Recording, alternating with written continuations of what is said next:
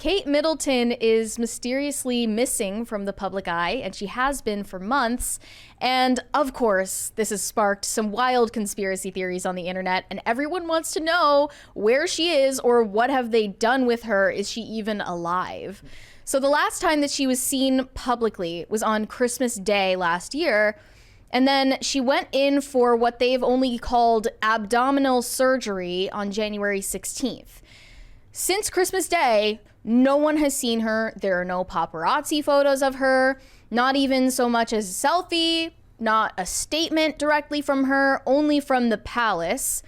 Last month, they said the Princess of Wales has returned home to Windsor to continue her recovery from surgery.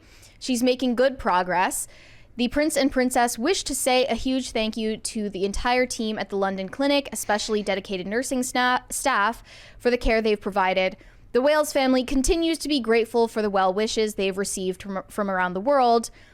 And after they released that statement, they assumed they would get the privacy they asked for, the privacy that they asked for, but they did not. And now that this conversation is ramping up and it's getting more and more dramatic at all of the theories flying around, they felt the need to respond again. And her representative told Page Six on Thursday that Kensington Palace made it clear in January the timelines of the princess's recovery, and we'd only be providing significant updates. That guidance stands. So I guess colloquially she's a princess? Because you said they she's are a calling duchess. her a princess. So yeah. she's a duchess, but she's also a princess. Yeah, I don't know how all the terms work. I'm not British one of these people, like am I right? royal news junkies. I don't know how all of it works. So I asked you. They the said audience, stop asking questions. I asked you, the audience, a question. I said, what the hell is Kate Middleton up to right now? The choices as they stand are getting a BBL, the Willy Wonka experience. She was actually one of the Oompa Loompas. Plotting against Meghan Markle, or dead in a ditch somewhere. And right now, plotting against Meghan Markle is winning.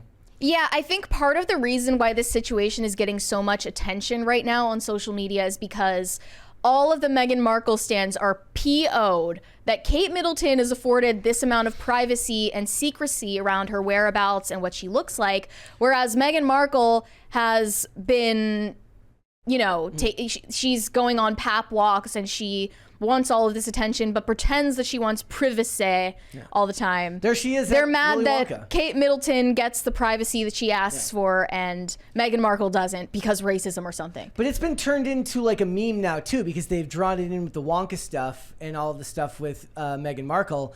And it's weird how you can even be out of the public eye and still have such a presence. And I think that does make Meghan Markle just a tad bit upset. Yeah, like Kate Middleton can get attention without even asking for it or doing anything. And she has to go on Oprah to get it. Yep. She's jelly, obviously. But some of the rumors include Prince William beat her up. Like, literally, there are people who think that Prince William just had an outraged, like, violent outburst on Kate Middleton and beat her up so bad that she had to be hospitalized. I'm not saying that's true, but some people think that. Some people think that she might have died while recovering or in the middle of surgery, and that they're trying to cover up her death right now. Some people think that Kate Middleton has run away from the royal palace with her children, and that they're trying to cover up the scandal, and she's trying to escape the royal family's clutches. Mm-hmm. There's just a whole thing around this. Rumors began to take off after a Spanish TV host claimed that Princess Kate Middleton had been put in a medically induced coma due to surgical complications, citing an anonymous source within the royal household. What's the longest period of time she'd been without being in the public eye since getting married, right? It's probably been a very, very long time. Yeah, well, it is literally your job. They don't have an actual job in governance of the UK. What their job is making public appearances, going to events. And since her medical complication or her surgery or whatever, Prince William has been going out to all of these events solo, and that draws even more attention to it. Like, he went to the BAFTAs, for instance, alone.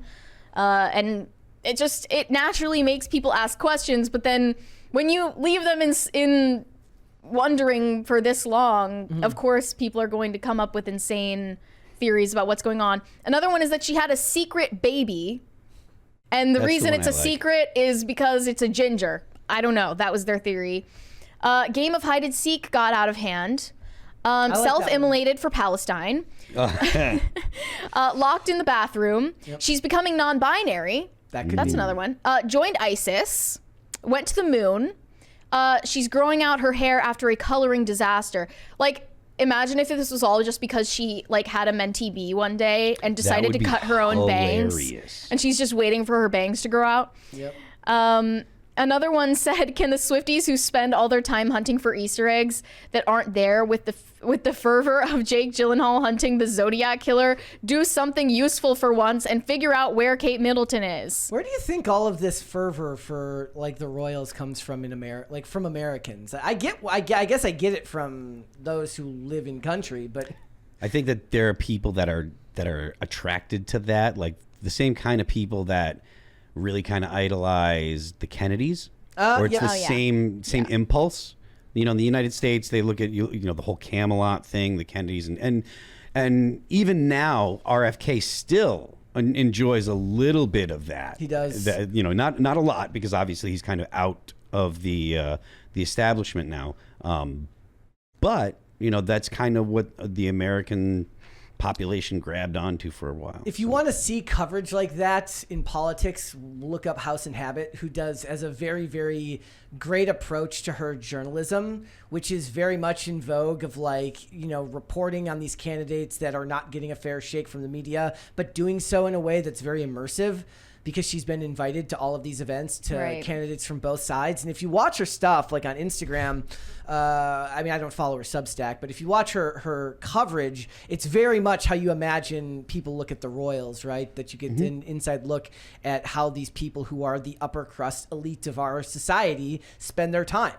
Yeah, I think maybe Americans have a strange envy for the UK still being under a monarchy. Like, it's just something that sparks our curiosity because it's totally alien to us. Yep. And, you know, it is our cultural heritage if you think about it.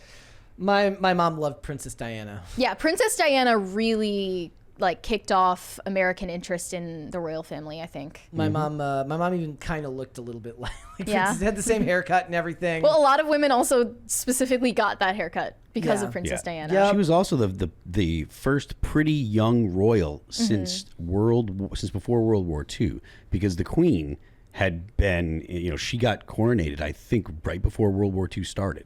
So Diana being a royal that people could identify with, that didn't seem like an old lady, like an old queen, was something that a lot of people were like, oh, I can understand this chick. I relate to this chick. She's pretty, she's young, she's active. And then throw in the whole divorce with Charles and stuff, and a lot of women. The drama. Yeah, the drama Yeah. surrounding it. A lot of women, you know, really identified with that and felt And now that. people are watching Spencer, they're watching The Crown. And it's also sort of the relatability factor is a big deal because it seemed, at least to the public, like Diana was kind of plucked out of obscurity Yes. into an arranged marriage and she was a total nobody, which isn't exactly true. But And it you know, certainly she was wasn't a an school arranged teacher. marriage She was either. just ordinary. And yeah. This was somebody's guess that she's now She's with Pete Davidson. He's a menace.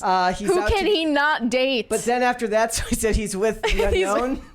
So Kate Middleton was actually the unknown. That's what you're saying. some people have that theory. You can see She's right- living in the she's right there. walls She's right of the there. Willy Wonka chocolate factory. She's right there. She Yeah. even wore purple to the Yeah. event. There. It's great. But I'm saying this is why the world we live in is so ridiculous, because these two conspiracy theory, like one conspiracy theory and one just weird story of public interest, have now fused together.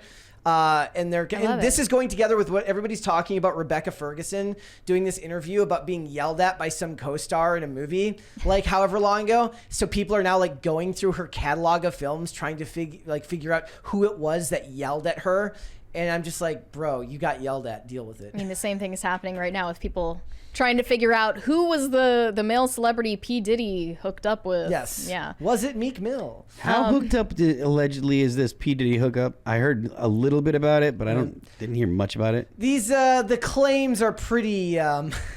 It's detailed in this lawsuit that was filed against P. Diddy from a former producer of his that also alleged sexual misconduct in his direction. But it doesn't name who the rappers are. It just says Grammy-winning producer or like whoever it was with like very little detail. Thanks for watching. Listen to full episodes of Pop Culture Crisis on Spotify. Keep up with us on social media and make sure you subscribe and ring that bell so you never miss the show. Bye, guys.